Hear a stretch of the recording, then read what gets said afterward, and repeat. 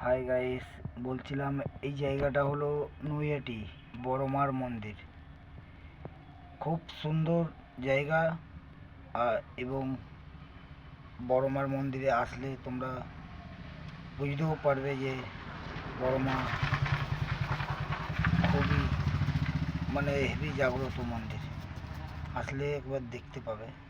সবাই এসো, কমেন্টে সবাই লিখো, লাইক করো বন্ধুরা। জয় বড় মা, জয় বড় মা। আমরা এসেছিলাম এই জায়গাটায়। জয় বড় মা।